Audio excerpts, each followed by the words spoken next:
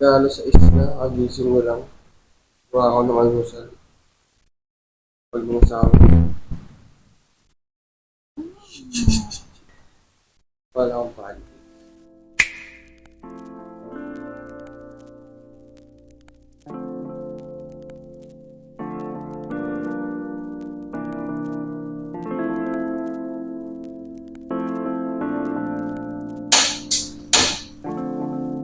Aming battery ang tingnan.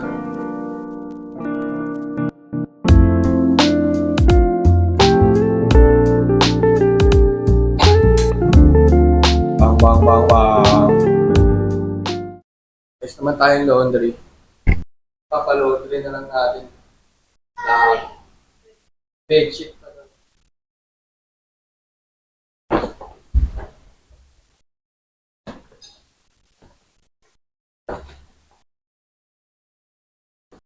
Ito nasa bag, papalaundry namin. Wala pa yung bedsheet dito. Bibigat pa yan. Ito mga puti lalaban ko na. Oh, tapos lang maligo. Sino yan? Kain ka na pancake? Wow. Bigan yung mukha mo.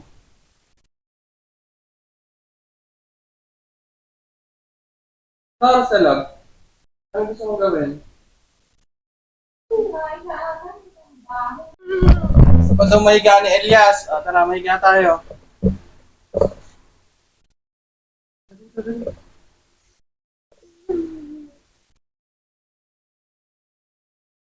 Hi! Hi, dali, hi! Hi! Hi, dali! Ayan. Yay! Yay! Ay! Papasikat ka sa camera, pero ah. Pasikat ka ba? Pasikat ka ba? Mamaya, bibili akong ulam. May oras na ba? Punta ka na kay Lola, ah. Kiss mo na ako, kiss mo na ako.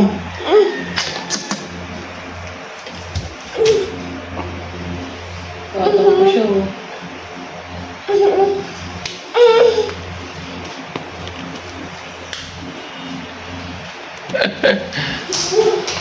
Bili na rin ako ulam.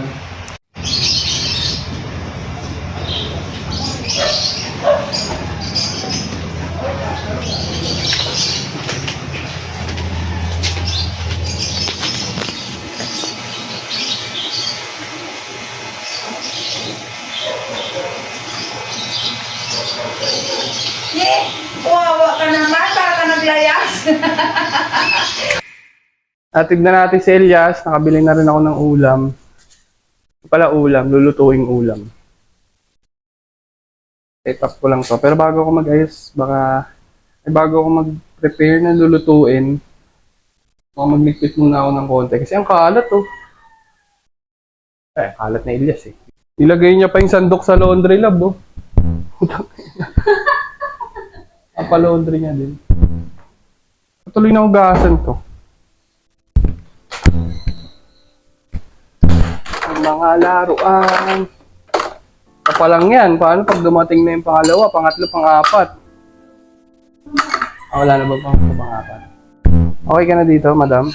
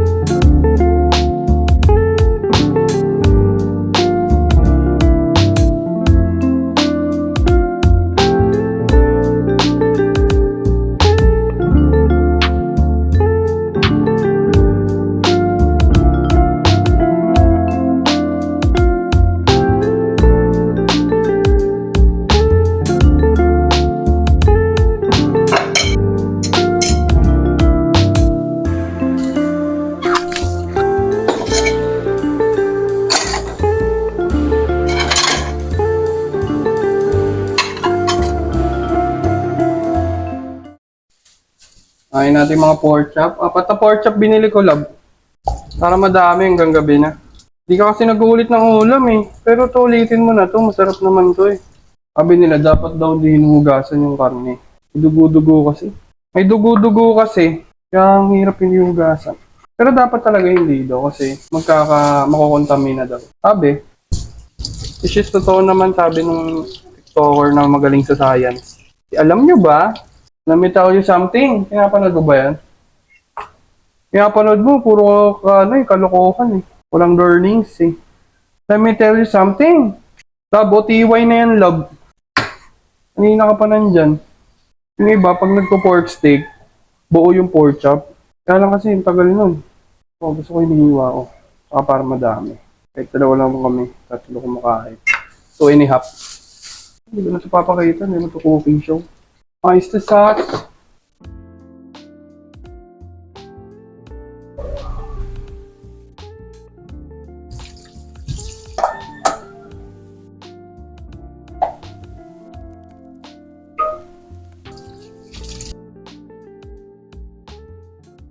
Problema mo, love? Wala ka bang friend sa Facebook na katim mo? Tapos ka. Huwag mo na i-update kung tapos mo naman na. Natanggal mo o na-close mo? Oo nga, na-open mo na kanina. Pero di mo pa na-open kanina. Nakikita mo yan. Tiwala ka lang kay J-Rowa. Tiwala ka ba kay J-Rowa? At magtiwala ka lang kay J-Rowa. Naiyak ako ah. Kasa ko ng kawali para mamaya dire-diretso. Dire-diretso, dire-diretso. Pangit na itong my club. Pagka ini-edit ko na, di ba? May mga pumipitik-pitik siyang audio. Parang, may gumaganon. Okay, dahil. Basta ako maggayak ng lulutuin mamaya. Mabilis na lang i-prepare.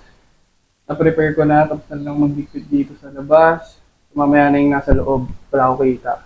Charge ko muna yung cellphone ko dahil labat na. Pak! Eh, maluluto na dahil alas 11 na. Ano yung sangad natin para perfect.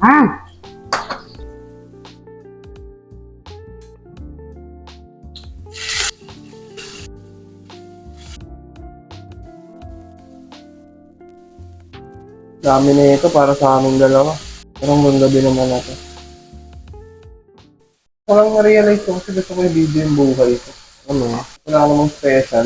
Kaya lang, para pagtanda ako papanoorin ko, di ba? Mayaman na pulang-pula ako dati. Papakita ko na Elias, yan. Mga tropa. Diba? Kasi na-realize ko nung nanonood ako ng vlog. Nung nasa hospital ako, nanonood ako ng vlog ng iba. Mga travel nila, families nila. Na-realize ko, pwede ko naman pala panoorin yung sarili ko. Diba? Ang paglabas ko dito, gagawa ako ng sarili ko. Ayun, gumawa na ako ng sarili ko ngayon. Di-start na ako actually. Hindi mo mahirap eh. I-video ko lang naman. Edit ko, hindi rin naman special eh. Kakat-cut ko lang. Gusto ko lang naka-public para ma-search ko yung sarili ko, di ba? Alam mo naman.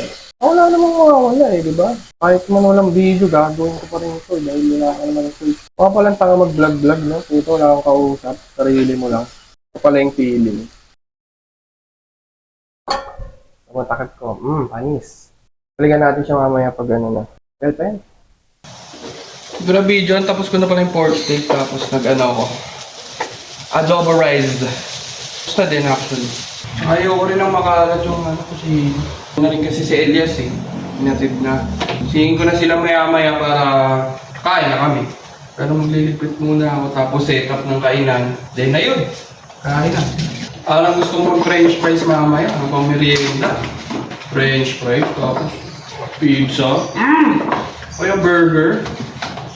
Yan natin. Ako naglilinis na ito. Teritoryo ko kasi sa mga kainan.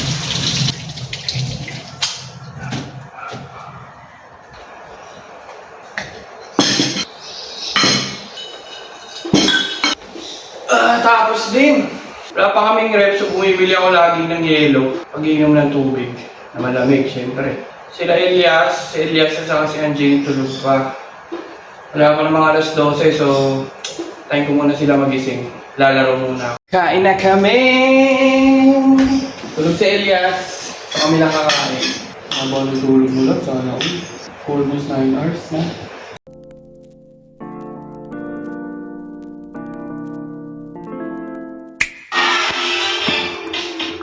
Pabili na ako merienda. Tapos nagluto akong fries. Bumili ako ng graham shake saka ng burger. Ito yung footlong ngayon, no? Kaya lang bawas na. Thank you, Daddy. Hi! Ikaw! Kain muna kami. Basta mag-merienda, hugas naman ng bote. 6, paldo. No, pag lumabas sa Silius, no? Ay, si Andres, no? Every 2 hours pa rin sa Ilang binili mong bote niya ba? 6. Ayun lang. Panalo. Antok ka pa, maghugas ng bote. Ang tawanan ko na yun, Diyos. Paano mo ang daddy? Gawagas ng bote ko. Binabata-bata mo ba ka, be? Ito ginagawa ni Bugoy, eh. Bugoy ka pa. Payat ka lang, makita mo nga ako si Bugoy. Di na, putang ina, di nang papayag. Ang Bugoy, ng ano, Maria. Hey, what ka life? Talent. Nahingdab. Baka malugi yung kangkong tips mo. Maggulay tayo bukas lang. Anong gulay? Sweet ako. Pwede, sige. Makain na pala kami, hindi ako nakapag-video. Elias nanonood. Dito ko natatapusin yung vlog. Kasi wala naman na kaming gagawin pagkas kumain, matutulog na rin. Sana masarap ang ulam mo dyan, future Okeñano family. Sa magandang bahay ka, sariling kotse, magandang kalagayan at healthy syempre. Yun lang, bye-bye!